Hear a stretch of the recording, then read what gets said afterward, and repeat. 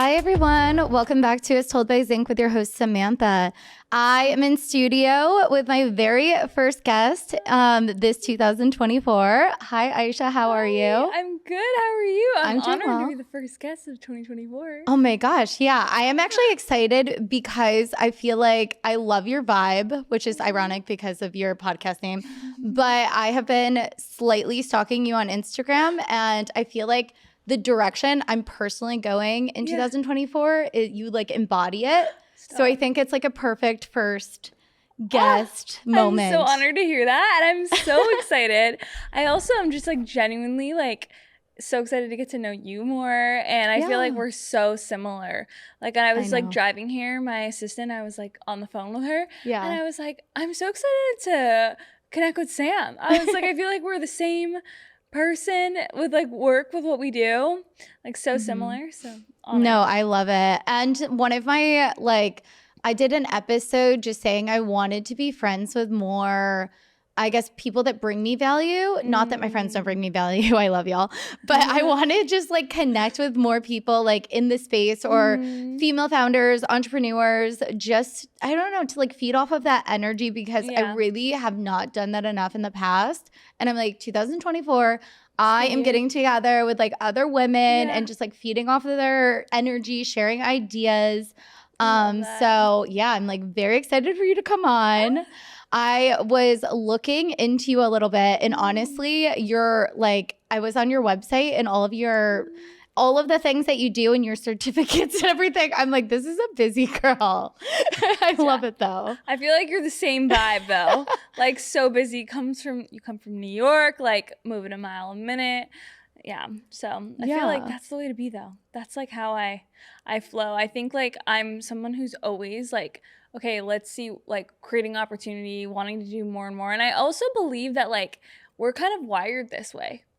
Like there's certain people who are like wired like this. And I whenever I was home in Canada for the holidays, and whenever I'm back, it just like reminds me like, yeah, like I love it here and I love being Canadian. I love being back home. But then I'm like, yeah, my people are like here. Yeah, I know. I feel that. Okay, let's give sort of like the backstory. Obviously, you're from Canada. Right now, you're in LA. Yeah. I know you do several things. You work in PR on the brand side. Yeah. You've dabbled with talent, you told me. Yeah. You have your own podcast, Coffee and a Good Vibe, which is really cool and inspirational and fun. So let's start from the beginning. When did you move to LA? And when did you get started in... I can't even say this industry because you're sort of like in a few different buckets. Oh my gosh, such a journey. So being Canadian, you can't just move to the States. Like you have to get a visa. You have to have like legal immigration to be here, like legal status. So I wanted to move here like a lot of people when they're in Canada, we say like university. I always wanted to move to LA. I was 22, and I went on a trip with friends to LA just to see it. And I was like, I want to live here. And then long story short, I couldn't just move here. Even like financials aside, like all those other logistical things, like I couldn't just like make a move. And that kind of started my journey with like figuring out the visa and like starting to figure out that process of like, okay, how can I build a life here? And long story short, on the visas, I like get so many questions on this because there's not a lot of information out there, especially that's like new. So this is 5 years ago, for context on that. And I basically was like, well, I want to be an entrepreneur. I want to start my own business. I always wanted to be an entrepreneur. And the only visa that was kind of in line with that is the E2 visa. So right from the get-go, in order to like have status here without, maybe doing a student visa or working for a company, I was like, okay, this is the option. So basically with that, I had to start an LLC, show the US consulate immigration what my company would do, how much we would employ, how many US companies we would work with, how much money it would generate year by year. And, if you kind of like deliver this book of like what you're going to create here, you go in for an interview. It's a crazy process there. But if you get it approved, then you're off to the races. And that kind of took a year to build up that that repertoire of like, this is what my business is gonna do, this is the offering. So I feel like it's like a business on steroids, because right from the get-go, it's like I had to do this huge business plan, and I also had to invest in the company, because that's all about the visa. You invest. I was going to say, it sounds like you're pitching angel investors already. Literally, that's what I felt. And I was 21 when I started this. Wow. And I feel like my early 20s, I was just in this mode of like, because I was also on a time crunch to get it. Because as a Canadian, you have 6 months, you're allowed to like come into the States. So when I was here for like the 6 months working on the papers and building connections and putting myself out there and locking in clients to sign this 22-year-old girl once she got her visa approved, it was just the craziest journey. But after a year of like going through that and then going for the interview, getting it all, it was just like, okay, now you're off to the races. And it's crazy because 2024 is the year of renewal, and it's like 5 years already. That's crazy. But that's kind of how it started. And I just can't believe I didn't know you could be like, hey, this is my plan. Like, I thought if you were going to get a visa, it's like, here's the company I'm working for, and they will tell you that I'm going to make this amount of money. Like, you really had to like prove yourself, and sell yourself, then prove yourself. I had no idea, even like Canada, the US, like I had no idea what like, what's a independent contractor, like what are those terms, what's a like payroll here, like understanding, like I didn't even know, yet alone like what my vision was for like hiring and everything like that. But it made you like do the market research, put yourself out there. And honestly, in that journey too of like being 22, being like, okay, I need to get clients for an agency that can pay this amount. I know no one in the States. I didn't have any family here. I started messaging different founders on Instagram when I lived on the west side. I was renting on the west side when I was here in an Airbnb, and I would go to Gold's Gym, and I remember I saw like the guys who worked at Movement, the company, the watch company that I loved. I literally like went up to him, and like I was just like putting myself out there to build every relationship, and like from the get-go, like putting myself out there served so profoundly, because you meet one person. I remember like I DM'd Brendan Cohen, the founder of Liquid IV, and from that, he did my podcast that I started, Coffee and a Good Vibe, and it kind of compounded from there, because good people know good people. And I always say this on the podcast, like your vibe attracts your tribe. So naturally, like through genuinely putting myself out there, adding value, engaging in like these conversations, it was really rewarding, because it was like a ripple from there. That's crazy. To scale a network, I guess. I mean, that is wild. But honestly, it sounds, you were kind of like fight or flight too. Like you had to do all of this, or else you would obviously have to go back to Canada. So I think you put yourself in a position like, I have an idea, I have a dream. Now I need to make connections. Like I really need to make it happen. And I feel like you sort of didn't give yourself another choice. You're like, I'm going to be successful, and this is going to work, and I'm going to stay in the States. The mindset was so profound. Like I grew up like very active in school and like competing in sports, and I always like, that's when I started really getting into like, okay, meditation, visualization, having positive beliefs. But then that journey, because you couldn't like entertain any negative thought in your head. Like, and whenever someone in my family would say something, I would be like, no, I can't hear that. Only positive. Like if you're going to speak to me, I was like, if you have limiting beliefs about this, or you think I'm not going to get approved for how much I'm putting in, like you can say that, but just I can't entertain it. And I was so crazy about that. And I feel like the mental is so big. I love that. You're like, don't come into my energy if you don't, like, I can't even listen to it. Now, like 5 years later, and you're like in your late 20s, like you're navigating LA and you're scaling in the business. Like I'm like, okay, now, I have even crazier boundaries with that stuff. But like, I think back then, like I had no other choice. Yeah. And isn't it crazy once you start sort of like testing the waters with spirituality, which I did 2 years back. And yeah, because honestly, when I wanted to be an entrepreneur, this is like 2017, I would listen to podcasts with other entrepreneurs who were pretty like young and just like listening to their story, and they would journal and meditate and do visualization, all of these things, and the limiting beliefs and like all of the things. I just soaked it all in. That was my education. It was like, okay, if I'm going to do this, yes, I'm going to work hard and efficiently to make it happen, but I'm also going to like reprogram my mind and have positive energy and attract success in the company and whatever I'm doing. And now I look back and I'm like, without like, it's such a simple thing, such a simple habit to pick up, right? And it's so crazy how it plays a role, like what you listen to, the conversations that you're in, the words you hear, it because it all carries energy. Yeah. And it rubs off on you so much. Oh yeah. Like I can go into that for I can go off on that because it's just, it plays such a role, and I've seen it in every, like, friends of mine who start doing it. You can just see such a shift. Oh my gosh.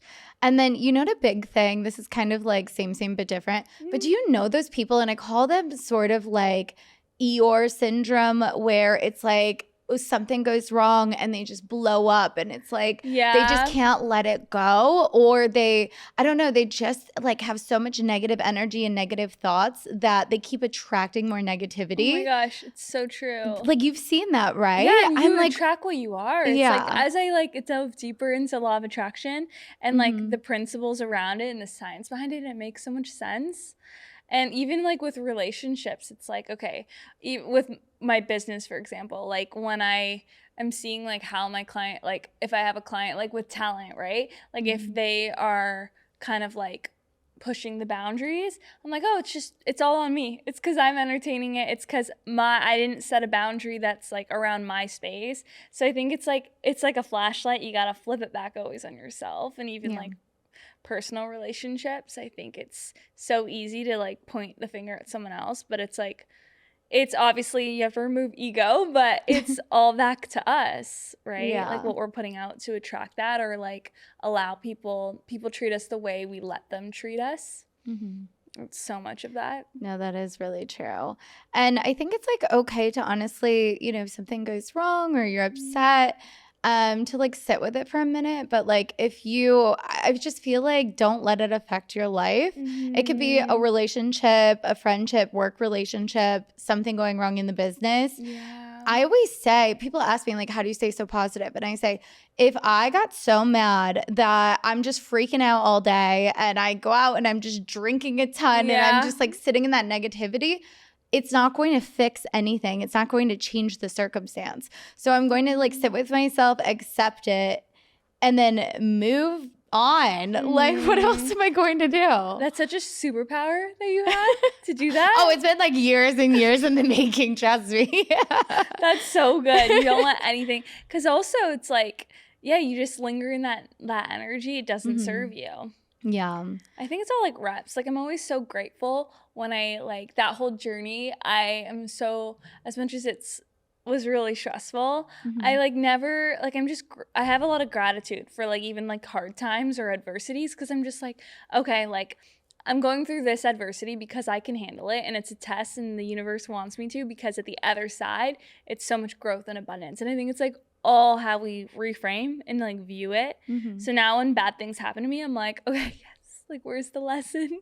Oh girl, it's so crazy like how I've like shifted myself. I'm like, wow, usually someone would be like upset, but I'm just like, I laugh. I don't know. I think it's like so a much delusional laugh. You're like, I haven't slept in days. Asked for this. No, that's so, you honestly kind of remind me of myself, like to a T. It's like kind of freaking me out. No, because I always say, I'm like, I chose this life. I always like, I'm like, why? Sometimes I'm like, wait, why did I choose this life? But I'm like, I chose this life. So like, it comes with like the good and the bad and the crazy and the sleepless nights. And yeah, so I totally feel that. Love that. When you were getting your clients, like how did you, so you're here, you're like shaking hands, putting your name out there, meeting people in the gym. Yeah, literally. How are you signing your first clients? Because a big thing for me is like when I started my business, I was able to sign influencers because I already had them in my network from PR. So it was easy. I had already sort of built credibility in the industry. For you have no credibility, no clients. How are you getting people to believe in you? I know, it's such a different game now. Like everything's like, we're like referral. Like I don't like, it's so awesome when you do have like that network built in. And I always say to people, it's like, you just need like the one, because it's a ripple from there when you put out, like when you do good work and you are a beast at what you do. I remember like going back into the journey, and also it's like with being in LA, with like operating an agency, like you want to attract a certain, you probably find this with PR, everyone wants PR, but like not every brand is at the level to afford PR.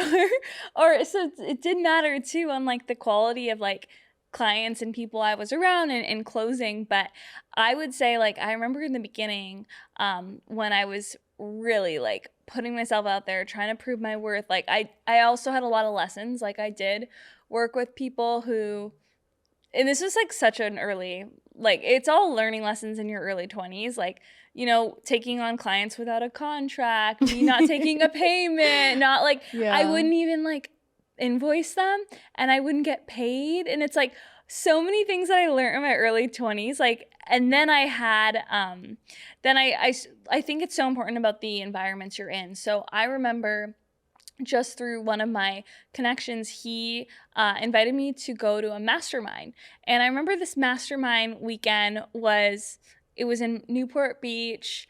It was just like a really incredible opportunity to network and meet a lot of like movers and shakers, if you will. And I remember at that like weekend experience where there's a lot of like bonding and getting to know people, a lot of the entrepreneurs there who had amazing businesses, they really wanted my offering. And I think I also, in that time, I was so clear on like how I could serve these people, what my offering was. I had so much, comes to that belief system, so much belief in myself. Like even if I didn't have the case studies yet, I knew that like if I could sign one person and serve them on like everything that they needed, because we did everything on the brand side for like a thought leader. Like we booked their speaking, we did their brand partnerships, we did their shoots, their content strategy, their online business scaling, like all of that.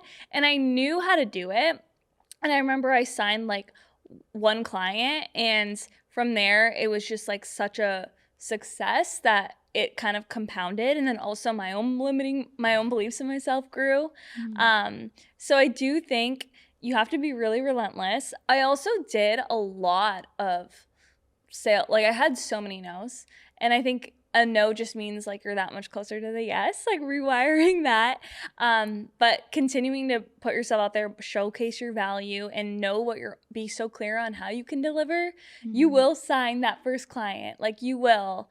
And then it kind of from there will naturally grow. But I think it's just about the one, truly. Like you just need like the first.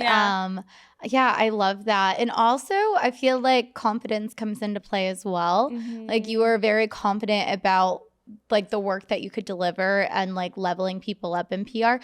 And clients in PR are crazy. I mean, I was in PR for a very long time. I didn't own the business, but it's all performance based. Oh yeah, it's like KPIs and like and also some of it's out of your control. If they land a certain, like even with like say you're doing like a press placement for a client or a podcast, it's like, well, if the host gets sick or if like something, or if they, I don't know, they have a change to the schedule, it's like that ends up moving, and then they don't end up getting that like closed opportunity. I don't know. Yeah, it is. It's crazy out there. And the founders of the company I worked for would always overpromise. So like us workers would underdeliver, not on purpose. We were doing our job, but the media landscape was changing a ton in like, 2016, 2017. So our clients would be like, I want to be in Vogue. And it was like the rise of influencers. And it just stressed me out so much because I felt like we were always just putting out fires. The client's like, Wow. where's this? Where is that? So I do feel like when you, I guess now, when you are meeting with potential clients, Yeah. do you sometimes feel like it's not the right fit or it's a Oh my bad gosh, I vibe? love that you said that because I am like, I always say to people, it's like dating. Like right Mhm. now, especially with the new year, a lot of different businesses, brands, thought leaders are looking for a PR team around their Mhm. brand to serve them on all fronts for everything. And I am so slow with this process because it's like dating, like especially with managing talent, Mhm. you're essentially like managing their whole brand and business, and you have to pitch and advocate for them. So I take a, like, as much as they're probably like vetting me and my team and all of our offerings, I'm doing the same on that side. And I believe in like the law. I believe in abundance. Like if it's, and I also really pride myself with relationships, and I would never take someone on if I knew our team couldn't deliver. Like if it wasn't a Mhm. fit with like, or I don't really resonate or believe, I love their messaging, but maybe like I don't think that I can really fulfill the certain placements that they need, or Mhm. I wouldn't take them on. Like I have a lot of integrity with that because I think that like when you are honest and you're genuine, they respect that so much. So it's like if someone's not a fit for me and they come from someone, I will make sure that I can still find them. Like I have a lot of people in my network, Mhm. so I'm all about abundance. Like I know every other PR agency in LA, a lot of other managers. It's like if it's not me, I will find you someone, and Oh, I I think love that's that. always served with like saying no too. Yeah, no, I love that. So it's almost like I think it's also really important to not burn any bridges in the industry and to like So small, maintain the industry is connections. such as we're like it's so big. I'm like no, everyone knows everyone. Yeah. So Never you're burn a like bridge. you're like, okay, I can't work with you, but I'll recommend others. So you're helping competitors in a sense and a client that you're not getting any money from. I think that's Yeah, amazing. even right now, like I don't know if I should say this, but I'm not gonna say their name. But like I have That's me every day on the podcast. I like it. I have podcasts. I'm like, I like when people are like honest. Yeah. And like they don't like just sugarcoat shit. But right now I have this like lead, and he's like been wanting to work with me for Mhm. so long on like the PR side. And I've heard a couple things about this person, like that maybe I don't like, nothing but great to me. Like so kind. I like when I've heard certain things about how this person is in business, I'm like, oh, okay, wait, now I have to kind of do some more vetting on top of like, yeah, if financially it aligns for him, if everything we agree on is aligned, because we have a really custom PR approach. We like don't do a one size fits all. I like do a strategy, and if we're aligned on that, then we kind of move forward. But yeah, I just like will not, like, as much as he's like ready to go, and like I probably would love to sign him for the, because he can afford it. I'm just like, wow, I don't know if I can do it because I've heard some not so great things all around, and I have to protect like my name too, because I feel like with your business, if you rep a talent and it's like almost like, oh, Sam reps them, so they must be amazing and like you, but then sometimes that's not always the case. So I'm like cautious of that a lot because I think your name is everything. Yeah. Wait, so he wasn't like a brand. He was like talent Yeah, side. so like has multiple, so a lot of our business we work with brands, yes, of like CPG brands, but a whole new arm of the agency that I've like really stepping into this year is founder PR. So taking founders who of the, because I've seen it with like working with CPG brands, consumer packaged goods or D2C brands, that they all, a lot of them like different, like Summer Fridays, right? Like Mariana Hewitt, she's a huge founder influencer. A lot of people like look at her and they're like, I want to build my brand like Mariana. I want to get on podcasts, I want to be scaling my brand. So I kind of like introduced this arm where we're doing media training with founders, we're getting them on shows, we're getting them those placements, we're working with them on their content strategy, and then essentially like some of them are big where they're getting also brand deals too, and it's cool having the talent background, Yeah. like knowing how to close those. But that's kind of like where it's like managing this person and being their like advocate. And if I hear, that's why I'm so open to hearing like feedback, because I've heard like not everyone had the same things to say. Yeah. Yeah. It's almost like if you're like dating a new guy and people are like, oh, let me tell you. And you're like, God. Yeah, be careful. Red flag. Yeah, like in LA, I feel like that stuff happens all the time. I know. But, And I yeah. understand, like, sometimes you just gotta take the bet and, like, also, like, with dating, it's like, yeah, well, sometimes, like, but then usually they're not wrong, right? Yeah, like hardly ever really. But I completely understand because you're okay, you obviously are this person's like publicist in a sense. So it's like you have to do a lot of damage control. Yeah, trust me, I've and had yeah. that, like, with LA talent. Like, LA, yeah, I've heard, like, you know, they go do, like, something with a brand or an event, and, like, I've heard, like, oh, they didn't treat so-and-so. I do not let that shit fly. I have a problem with that. I think it's being, like, this nice Canadian. I just cannot handle when people don't treat everyone deserves to be treated the same way. Yeah. And I'm so grateful for, like, the circles we probably both run in the city, but it's like when you meet people who are, like, you know, maybe like celebrities, tastemakers, and, like, they're so nice to you, but it's like you need to treat everyone the same way that you're gonna treat me, and I don't like it when people, and I've dealt with that with talent, like seeing that. Yeah. Yeah. Luckily for me, all of my talent have been amazing. Yeah. But like I could see when people blow up to like a certain following or like kind of like they don't stay in that like sort of like humbled nature. They're like they almost think they're like a mini celebrity or like too cool. And then all of a sudden it's like I guess how they treat people shifts and it changes and they're like, you have to pay me for this. I'm not stopping by without money. And like, you need to treat me like a celebrity, like a VIP. And I'm like, what? You just like have a large following on TikTok. Like, why does this person need to lay out the red carpet for you, I sir?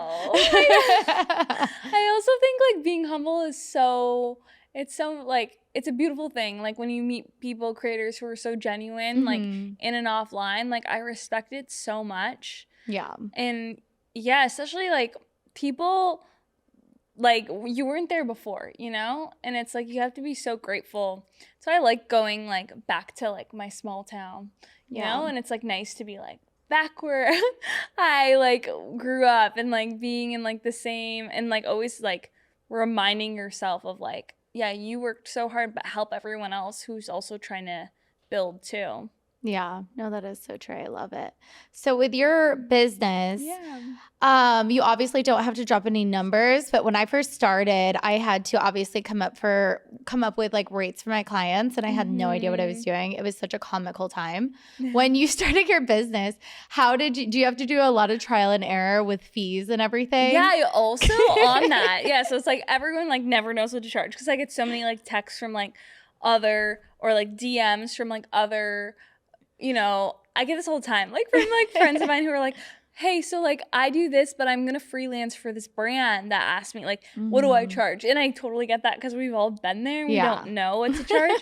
But I also think like what I'm even dealing with now as an agency owner, and I'm just gonna be honest, is like my money mindset. Like I think it had to grow so much when I moved here and like moving to LA from like Canada and like where I'm used to going to Tim Hortons and things are like a toonie for a coffee. And like I moved to LA and it's like $8 at Erewhon with almond milk in my coffee. And it's like so much little things to work through when I moved here. But like now as like the business has been growing, it's like, okay, like hitting different pricing has been such a mental thing for me with like my money mindset. And I think that's like the base. It's like understanding your value, but also like your relationship with money, because there's an abundance amount of money out there. And that's why I'm like so inspired when I'm in LA and you can see like just like how much people have created so many like beautiful things for their businesses. And you see how people have monetized their brands, and like I just get so inspired by other entrepreneurs. But I also think it's like understanding that you're worth that and that money's all energy. And when you charge correctly for your services, you can like do good work, you can employ more, you can be better, you can have the resources to do more. So I think it's like so much of like your own belief and mindset with it. And then regarding like pricing in the beginning, oh my gosh, I think that I like knew like also from asking and like being at like going to masterminds, going to those things where you can like, or have a mentor and you can ask these questions, you can kind of get a gauge of like what industry standard is, what people would pay, and then even asking your ideal clients like what is ideal, like what would you pay. And then also once you do sign your first one and you have like these successful case studies, you can kind of understand like your niche, like where the budget is. That's what I've learned too recently. It's like as much as like for certain things, like, yeah, I would like the retainer here. I understand, like, oh, if I want to work in, like, startup CPG, like, this is usually what they have for a PR budget for this. But then as, like, we're scaling this year even and, like, dialing in our offers, I've just become so tight. And, like, I'm like, no gray. I tell everyone on my team, no gray. Like, when we're signing a deal, like, especially with PR, like, let's try to have no gray at all. Like, exactly what we're delivering on.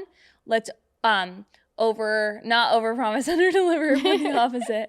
I'm like, I want to like show like, oh, not under promise, but like, yeah, I don't want to over promise anything. I want them to be so over exceeded with everything. Yeah. And managing those expectations. No, so I think it's like that's the amazing. Contract too. Yeah. It's like understanding what your offering is. Well, a lot of people don't realize, clients in PR, but also influencers, is they see the successes, the wins, but there's a lot of behind the scenes of like pitching hundreds of like media and brands a day that we don't necessarily, they don't see it or know about it.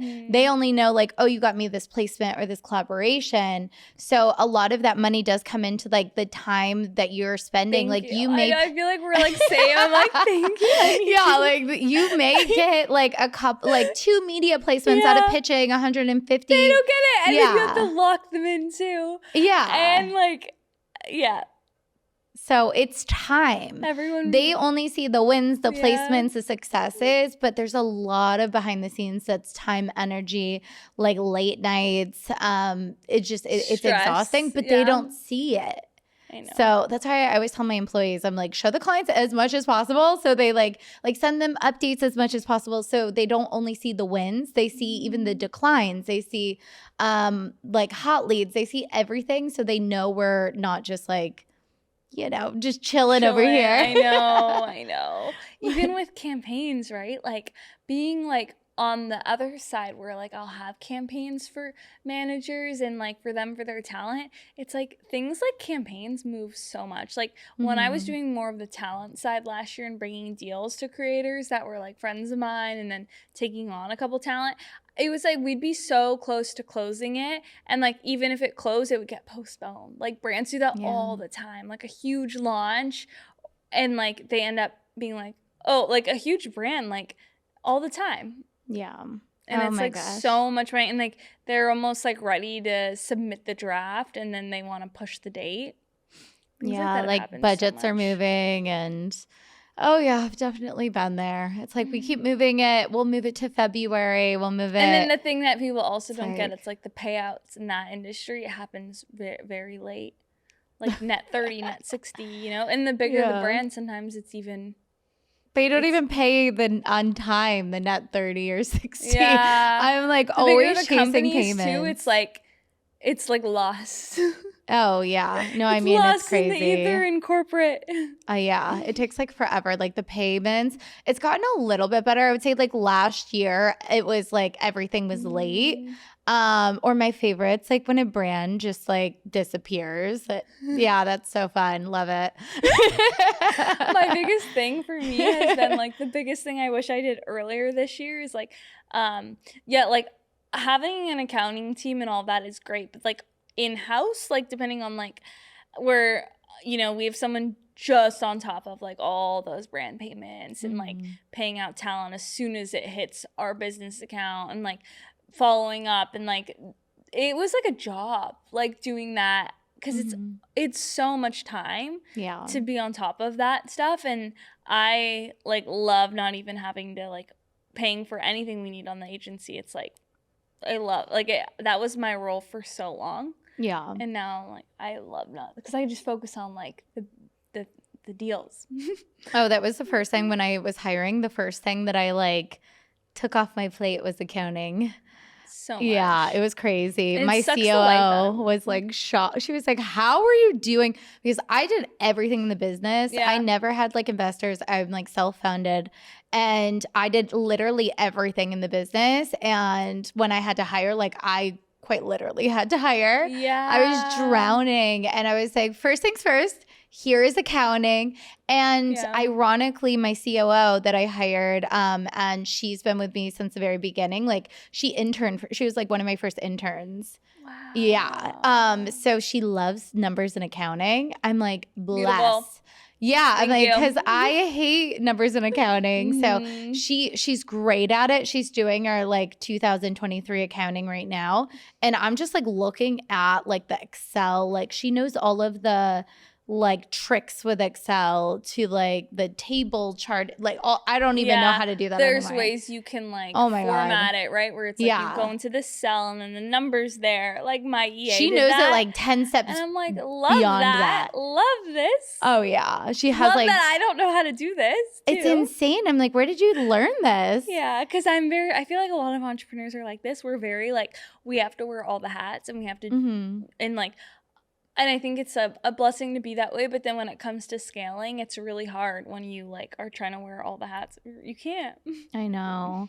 Yeah. And it's like you really do have to like now when I'm hiring, I do this thing where like they're an agent, but then I also let them sort of like do a creative outlet in the agency. So they'll handle like they're half an agent, but then they'll do like social media or like my roster or the website. So they sort of like are doing a little bit of everything. Whereas I like to think I have a creative eye, but I can't like I can't do it. I can't like do, I don't know. Like if you're a graphic designer, I'm pretty sure you're born with that. It's like being a singer. Like you just are born with that like when I go into artistic certain touch. people's like homes and like it's like looks like a Pinterest board. I am not that person. I love that. I can pull together the pins I like. Yeah. But then when it comes to like putting it together, I'm the same way. It's an art. art. I like know what I like and I don't like though. That's one thing my graphic designer will tell you. She'll be like, she's picky. Yeah. Oh, my friends are graphic designers or they're in the industry. They're coming over. They're like, Samantha, we need to remove these pillows. I hate the yellow stools. I'm like, I love those stools. Stop. Yeah. They're always like nitpicking my house. But I'm like, when I move into like my first like big girl home, I'm going to get an interior designer. So. I know. I want my place to look like restoration threw up. Like exactly. But for right now, I'm just sort of like throwing things together. All right. So we're talking all things business. I love it. When did you start your podcast? 6 years ago. No way. That's actually psycho. So that's like you were like ahead of the curve. Yours? Last October, like 23. Wait, it's so new, but it's scaled so much. I mean, because, okay, the thing with the podcast is when I started having guests, it was really important for me to like have like a studio. That was number one. I was like, if I'm going to do it, I am going to going to have the studio. Yeah. But it's been so fun because I just like, did you ever see, Dude with a Sign? Mm-hmm. There's like the girl with the sign. I saw and it was like, or maybe it was, he had it. I forgot. It was like, don't start a podcast, get a therapist. Oh. How much do you relate to that? Like, I feel like I'm just like talking like about my life and I'm like, who cares? Solos. Yeah, I literally just like, okay, there's value to them. So it's like half me just like updating my life. Like, I don't know who cares, but people listen. So I guess someone cares. And then I have like, I bring you value as well. But I'm like, wow, it really is like therapeutic, like a therapist. I always say conversation creates clarity. Yeah. And I feel that so much because when you are, like, I even feel like a therapist for other people on the show because, like, you can see them, like, thinking through things and, like, going other places that they maybe haven't been, like, with, like, questions you ask and you probe. It's powerful. Yeah. How was it with you, like, listening to were you always, like, fine with listening to your own voice? Do you listen to your episodes? I used to listen to every single one when I first started. Listen to my episodes. I have not. Not because of the voice thing, because I think I got over the whole voice thing. Like I started posting on social media when I was like so young and like posting like doing like brand deals and stuff on my own side of things. So I was always like fine with it. I got over that thing about hearing your voice, but listening to my episodes, I cannot. Oh, yeah. Well, I had to in the beginning because I just wanted to like hear it back to make sure like I wasn't like when you start a podcast, you're almost like you know you have a message to put out there, right? But then you have to listen to yourself to be like, is there actually a message here? You know? And Like- yeah, you need to like also you become such a better listener from being a podcast, I feel, being a podcaster, I find. Mhm. Like that's the one thing I've really like seen in myself change. Like you just you become better at listening, asking questions, being present. Because I always think like your interviews, like you become so much better of a person who hosts and interviews based off of how present you are in this moment right now. Because I remember when I started and I was shooting to the moon. I remember the first people I've interviewed on my show were like big founders. Like the founder of Iconic was like episode 2. Brendan Cohen was episode 4. It was like I was so nervous. Like I had like my framework that I would like bring like questions and I would be like memorize them. Then when I was in the interview, I was like thinking about them and I could tell because I would like see the video, like this girl was not there. She was somewhere else. Like, Aww. and I would be so, and I also did not like back then, guys, like I didn't even have my business really. Like I was scraping by in LA and I'm always so honest with that because like, it's I feel like it's like very real for people who are also like maybe moving to LA from a small town and like building a business and a life. Like, yeah, like financially you might not be where you want to be, but then you will get there once you put the skin in the game and truly believe in yourself. But yeah, back then I didn't have money for a set, a team. I remember where were about you me and my filming? Canon. Oh, I was the videographer. I was the audio person. I was the audio engineer. I was everything. I had a tripod. I was like so resourceful. GarageBand, thank God. Like plug it in. And then so I was like doing all the tech and then also like meeting this person for the first time. Oh, and you asked where were we filming? A lot of these brands that I was interviewing, they were big. So I went to their HQs and I had the full on like beautiful lighting. I got to see some beautiful offices. Like, oh, so you would go to I where would go to they them, were based. and they loved it Oh. because they're busy. Yeah. So I would be like a Google Cal invite in their day, and it was and you really would pop by great. the office. That's actually really fun. I it like was that. great. I loved it because I loved like the vibes because we're in LA. Like they all had such aesthetic offices. Mhm. Even then, I started going to New York, and it was the same thing. But yeah, I just had so many things I was doing when I was doing the podcast because like now it's like a blessing to have a team. Mhm. But yeah, it was so That's crazy. It was 6 years ago.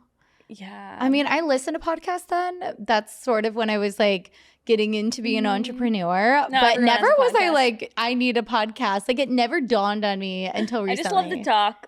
Like I love to talk, love to have love to meet new people. Yeah. And I think it's like such a beautiful way to do so. Oh my gosh, it's so fun. Yeah, I feel like it brings me, well, and I enjoy it because honestly, I work from home a lot.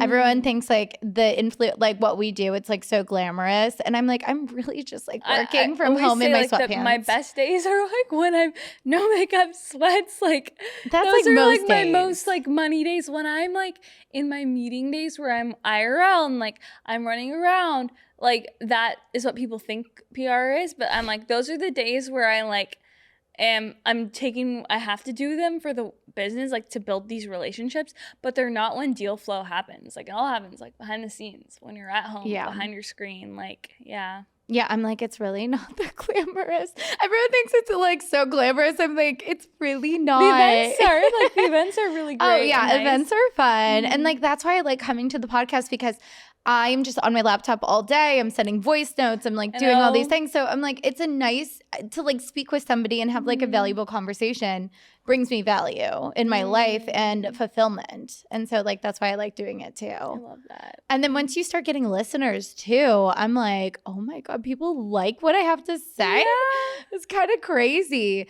But I just felt like I don't know why you started, but I started because I am now in my early 30s and I feel like I've lived a dang life. Like I trial and error through like relationships, living in 2 major cities, like starting a business. I have intel in social media that people like to, they love all of the tea. And so I feel like I want to help people, even if what I say isn't necessarily always super positive. It's like, hey, I went through this, but now I came out on the other side, or I did this so you don't have to. I love that. I dated all those horrible guys, and this is what the relationship I looks like. I need to tune into those episodes because you're LA, New York dating. Like that's a whole other my God. But yeah, once in my life, it was like I was almost sort of like embarrassed of like certain things that maybe I was like naive or just young. And now I'm like, I use it to like show other people it's okay to go through this, but you know, this is how you can maybe overcome it, or this is the type of relationship you should go for. You're always learning. It never ends. And the platform is so beautiful to do that because you can actually do a story time and like share in that long form content, and everyone has value to give. I think I get this question a lot. You probably do too. It's like, Sam, should I start a podcast? Like, do you think, or I want to start a podcast? And I think like, yes, everyone has so much value, and like you going through an experience and sharing about it is going to help someone also. Maybe not everyone has been in those shoes or wants to, but that is like so many people would have like love to hear that. And I think I realized that even with like whenever I share on my story anything about me being Canadian and operating a business here on a visa, there's a whole other like there's such a large community who want to like move from Australia or Canada, and like it's crazy, like there's not a lot of helpful info on that journey. And even like the other layers of like being open to talk about like like in probably another episode, like financially, it's like, how did you move? You know, like how did you even like afford rent in like in a nice spot in LA? It's like there's so much you could share, and I think people who are open to being real, it's so valuable. Well, because you did come here with like you didn't have clients, or like did you? I didn't even have a U.S. bank account. Like I remember, like I obviously like. In Canada, I like worked so many jobs throughout school. Like I was always like working, and I did like all these different. So I'm so grateful. Like I did work and hustle in like my summers. Like I was like a hostess, and then did like I remember I did like the Molson Canadian, the sampling, like the beer girls, and like because that paid like more money than minimum wage in Canada, and I like did all these things. And I remember like my Canadian account, like finally when I like was able to get a US account open, and then the conversion of the dollar, it was like 35-40% of that. I was like, all that money, where did it go? Like, what? It's like crazy. It's crazy, like all the shifts, Would you say, you know, I always hear entrepreneurs and they're like, in the beginning, like, it was so tough. I was like living off of ramen noodles, yada, yada, yada. Like, did you have that experience? No, or did I you? would not. I'm such a health person. Well, not like ramen noodles per se, but like. I was listening to a podcast on my way here, and they were saying how the founders of Symbiotica on the Skinny Confidential, I was listening to that on the way here, and like they were saying they ate off of noodles too, and it was 10 like there's cents, always that story. and it was 5 cents per serving. So like 5 cents. I was like, oh my God. I don't think you have to do that. Well, I didn't either. That's why I want to ask. I feel like it's like the thing. I think health is wealth. So if you're going to spend on the quality of what you're eating. You eat carrots, okay? No ramen noodles. I love that you said that they said that, because I feel like every podcast with entrepreneurs, they're like, I lived off ramen. That's cool. But that was also a different time too. Yeah. Like, yeah, I'm just like very big of the health as well mindset. Yeah. Like I'm so, and I think this year, 2024 for me personally, because last year, 2023, I think I was in New York a lot, and I would just have coffees all day long and not eat. And like in my early 20s, like, I don't know, I just feel like as we get older, hormones and how our body responds to that type of stress, and also over time, like that stress is not good, especially as a female. And I'm like, okay, girl, you need to actually make time to like properly eat your first meal. Like what? Like don't fast all day, because not because I'm doing intermittent fasting, but because I wasn't trying to, you know. And I think like it's so important to just fully invest in yourself. So I'm like, okay, I'm like going to Remedy Place often, like going to like get an IV when I need it. And I like truly investing in that pillar. Like we go out for dinners, for work dinners, or you go buy a drink like in West Hollywood and like you go out for a night. It's expensive. Like put that money on a massage, you know, like lymphatic drainage, like treat yourself. This is so funny. I always feel like my guests, so I always have in my mind that I like to do like intro groundwork. What do you do for a living? Like, let's motivate. And then with you, I was like, all right, around like, then I'm going to sort of veer into like 2024 like resolutions in health, because you've been posting a lot of that and you just did it for me. I was like, this is such, like, but it like happens every time. We are a duo. Yeah, I'm like, I love when the guest like just does the work for me and like veers right into like what I want to go into next. So that's exactly what I was going to talk to you about, because I am personally coming into this new Samantha, getting to know her. I can feel that. Yeah, I feel that from you. It's a work in progress, but this year is like the year where I'm like really like shedding old layers. I started doing the work last year, but like now I'm fully in it. And once I started following you on Instagram, it was really cool because you did post like Remedy Place. I looked them up. I was like, I need a membership yesterday. And then you posted Pause Studio, which I really want to try. All of them. People are like my friend, because I think with being in our space, I'm like genuinely friends with the founders of each. Like Revival, the other one, like near where I live, and it's like they all are getting mad at me. They're like, why are you going all? I'm like, because I genuinely love all. And it's like, because they're like competitors. And they're all different vibes, like completely. Like, and I will be honest, like if you want what I want, a bougie experience, like to Remedy. Okay, that's what I was doing. And if you want like, you know, more like I actually love Pause. Like I thought they had so many locations everywhere. They're franchising, so it's like wherever I travel, I'll probably find a Pause, you know? It's like whatever your vibe is. But it's like if we're in New York or LA, like Remedy. Really? But it's so funny because it's like, I mean, you sold it to me. You like influenced me. Like I'm not even kidding. Like I'm like getting a membership. Their website wasn't working, but I DM'd them. They're like going to organize it. But it was for, you have to tell them. So tell them. They need to start giving you a cut. But yeah, I was checking the website because, okay, another thing too, as I'm coming into this new era what are of your Samantha, health and intentions? Well, I want to, like I'm from New York City. So like my thing is like dinners, drinking, like, you know what, in New York, Soul I find Cycle. like you walk everywhere in between, and like, one of my things around that is like walking after I eat dinner. So like a 10-minute walk, because it's so good for digestion, like these little things. And in New York, naturally, I was doing that. Like if I did go out for a dinner, I'm probably walking back in Soho to like where I'm like at my hotel. And that is I feel so good doing that. Yeah, well, there's something about New York is like everyone's very unhealthy in their own right, because there's no way to be super healthy there. But it's like all of us look healthy because we're just like walking our lives away. Everyone so looks you healthy. Don't know how much alcohol we're consuming and like carbs we're eating. Yeah.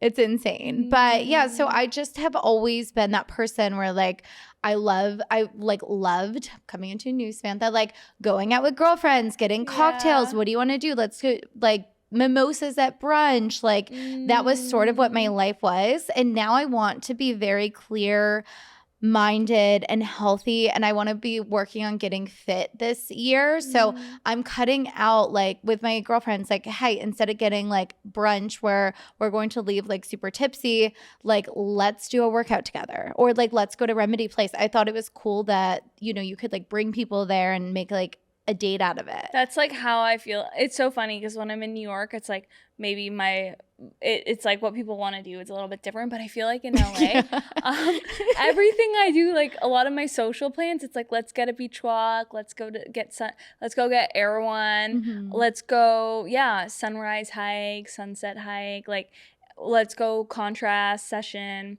Let's go get IVs and catch up. Like, I feel like that's like very much of like what I've been doing with people socially, and it's all I want to right now. So you'll be like, okay, so if somebody wants to hang out, you're like, hey, like let's do a hike, or like you're moving away from like dinner or drinks or like that That's my scene. thing, And which like, I don't know how you find about dating here.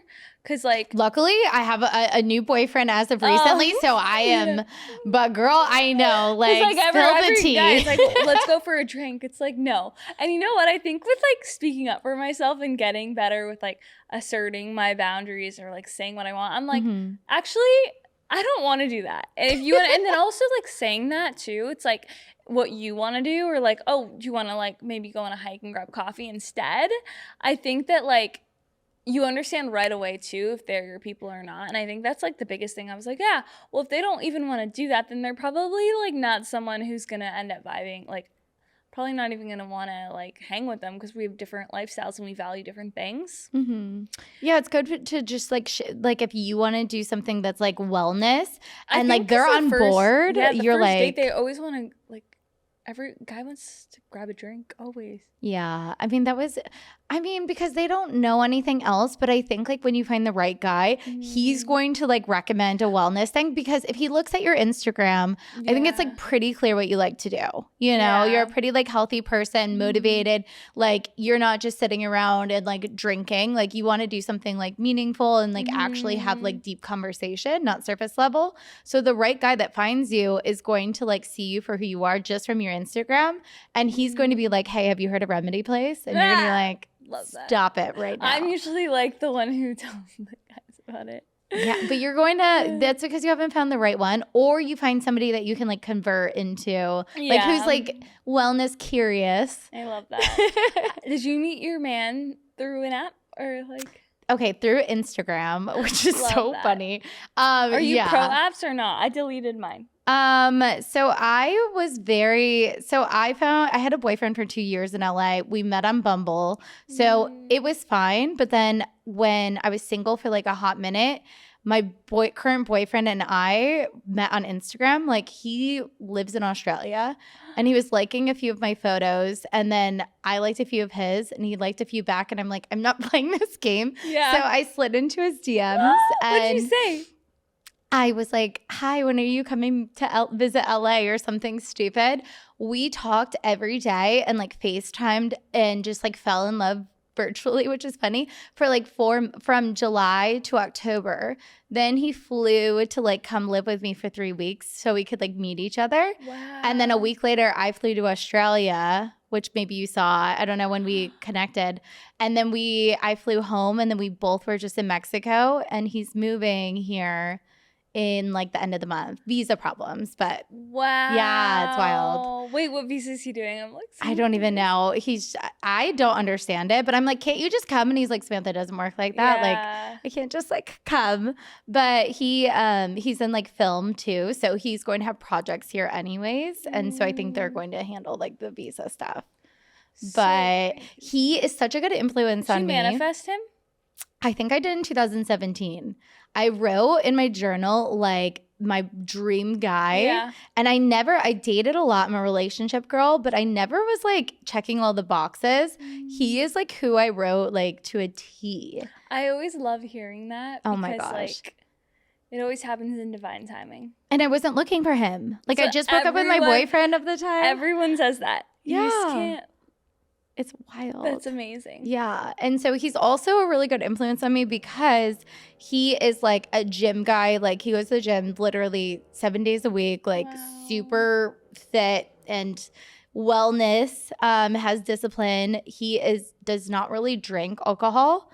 So also he's like helping me. I'm not like doing it for him, but I'm like, I love how like healthy you are, and like it inspires me to get in that, like go in that direction. You love that. Yeah, it's so much about your environment. I've noticed that like in LA everyone is very health conscious and health forward, and it influences you so much.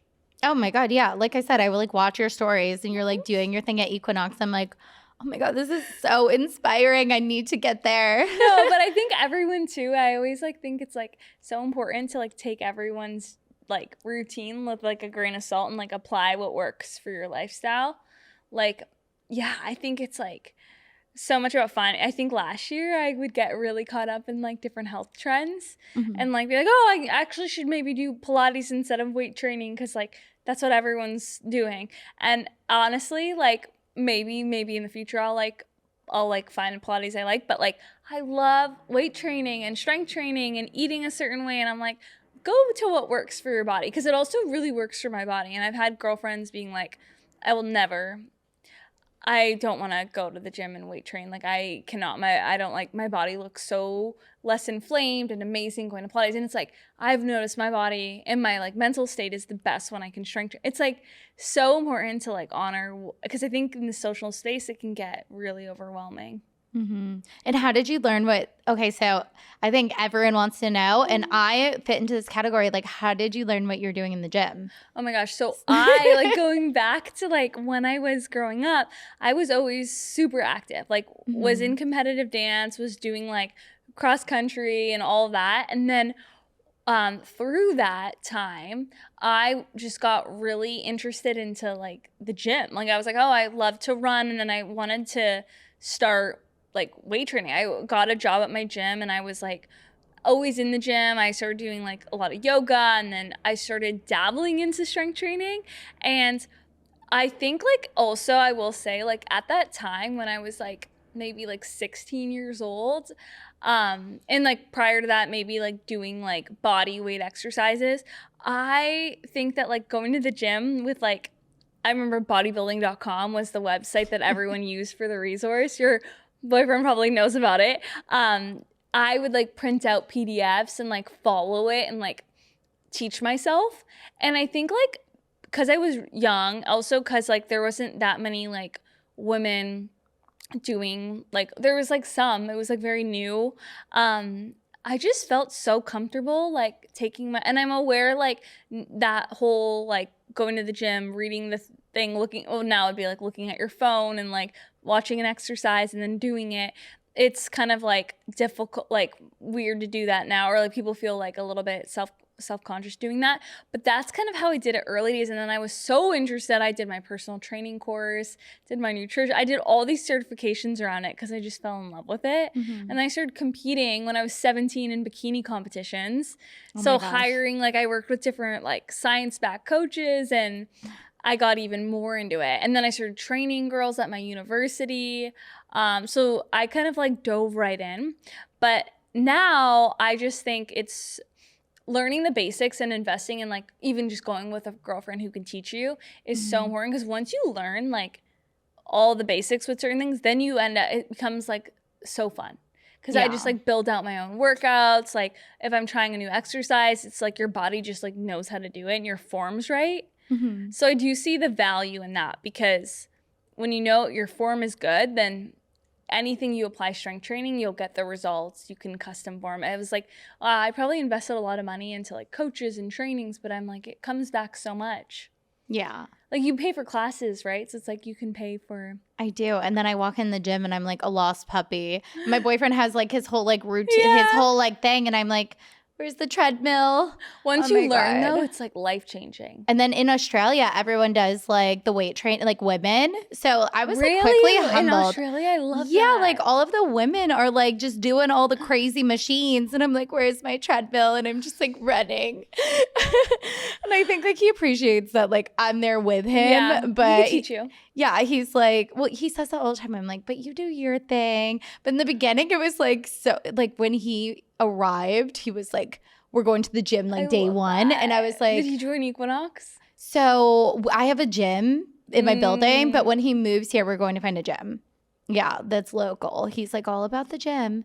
And like my gym apparently doesn't have enough things for him. So he needs like the full gym. I love that. Yeah, so even classes are a good way to start that are like more like I remember when I was like new into it, I went to like a barbell strength class, and like where they taught you a little bit. I think that's so valuable, like learning the basics. Oh yeah. Yeah, I definitely could do a class, or I want to maybe do like Royal personal training. Yeah, I know them over there. Yeah. So I'm like, maybe I'll do that and like try it out. But I'm like I like true classes. Like I go to Heated Room and Soul Cycle. I want to try Heated Room actually. Yeah. Oh my God, we'll have to go. We'll do a friendship date there.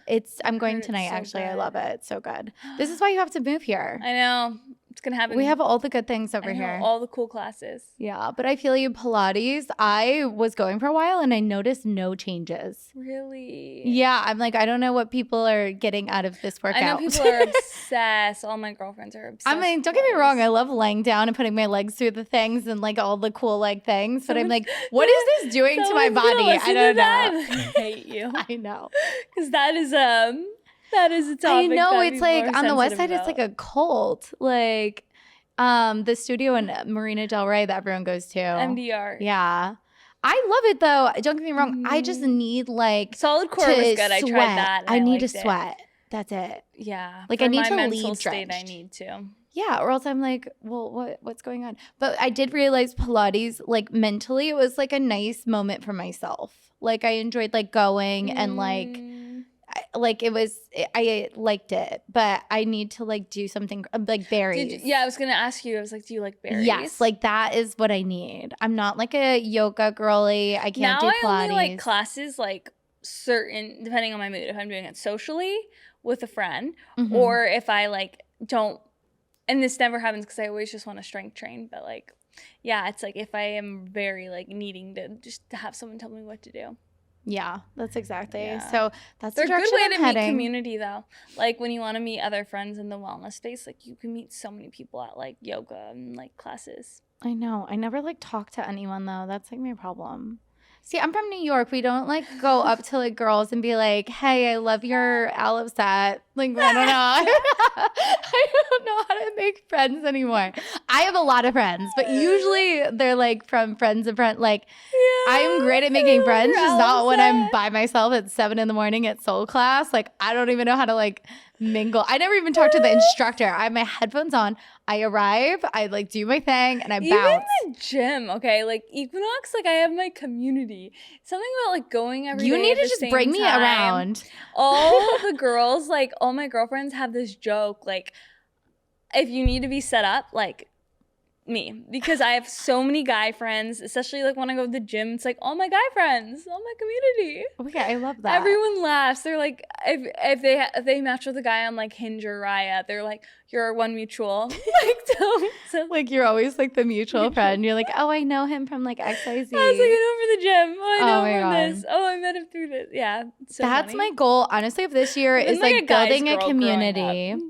Well, Yeah. that's good. Yeah, I love that. I mean, yeah. I have like I used to have a lot of guy friends. It's like, it's chill, you know? They're very Yeah. simple creatures. I love simple. Okay, as we wrap up, just one last question. So you have been inspiring to me, and obviously I'm going to link your social media platforms so people can follow you and be inspired as well. You have like the coolest content, but everyone's doing like, okay, new year, everyone's at the gym, resolutions. Yeah. Like what are some like easy resolutions that maybe you're adding in, or like just like new habits or meditations that people could pick up to start changing their life for the new year? Okay, I love that question, and I like love delivering with like I'll give you a list. So like I'm huge on visualization meditations. For someone like me who has a busy mind, it's been the best kind of form of meditation because I have a vision board that I've created for the year, and it's like I make them on Pinterest, and I like get very granular with specific things. Like I want a certain campaign to happen for my podcast. That brand is on there. There's imagery of the brand logo, everything like that. Certain things with my immigration. I'll even go as far as like photoshopping my passport with the date different for the renewal. I like have a vision board that I like love to refer to. But when I do my visualization meditation in the morning, my mind, I will pull it out, and then I will play like this recording I listen to, and I will let my mind go there, like embodying like what it feels like to be in this. I am also manifesting, calling in my new dream, West Hollywood love. Yes. Hopefully when this comes, hopefully I find it. But I know exactly what it looks like, exactly how I want like the windows, the ceiling height to be. So like marinating in those visions every day when I wake up, it's profound. Like you set a timer. I could do it for like 30 minutes, but I do it for 15 every morning. And it's great for a busy mind. Another thing that I do always in the morning, I've been doing hot lemon water. So like warm water with lemon. One of my clients who's a gut health coach like swears by it, and it's really alkalizing for the body, and it's great. And then I have my coffee because I'm a huge coffee drinker, but that's been really great. I would say habit stacking is huge for me. So like we all have texts, we all have DMs, we all have emails, taking like responding to them and going on the treadmill and doing it. And it like my steps will be at like 20,000 at least when I do those. Like even if I go for like, surprising, you can do like 3 miles on the treadmill. So you just go on the treadmill and you stack all your text responses. You can voice note. Batching those has been really helpful. Strength training for me is a huge one for the year. Protein eating. My first meal of the day, I've committed to doing 30 grams of protein for it. So it doesn't have to be at 8 a.m. It doesn't have to be at like a certain time, but like that meal one should be 30 grams of protein, and it stimulates muscle protein synthesis, which is so good. If you're a female, it regulates hormones. It's also like you'll notice throughout the day your cravings are less, and that's actually one thing I've actually, you know, when people say like, oh, the benefits of it, I've felt that benefit. Like all day, if my breakfast or like my first meal doesn't have that protein, I've noticed like, yeah, I'm like grabbing different things, more snacky, like early bedtime, wake up early. I'm trying to think of like, I don't want to like go too long. I feel like I have. Yeah, I think that. Are you reading? You know what? I'm like a huge like audio person. Yeah. And then I have like my certain personal development books, and then I keep just like referring back to them. I'm not like, I don't have any like new books that I would say. Yeah. No, it's like not everybody is a reader. I have like my periods where I love reading and then I like fall off. Same with listening to podcasts. So just like staying on the routine. Okay. All right. Well, we are wrapping up. Thank you so much for coming on. And we'll have to hang out. I know we will. It's such a pleasure. Yeah. All right. Well, thank you. And until next time, y'all.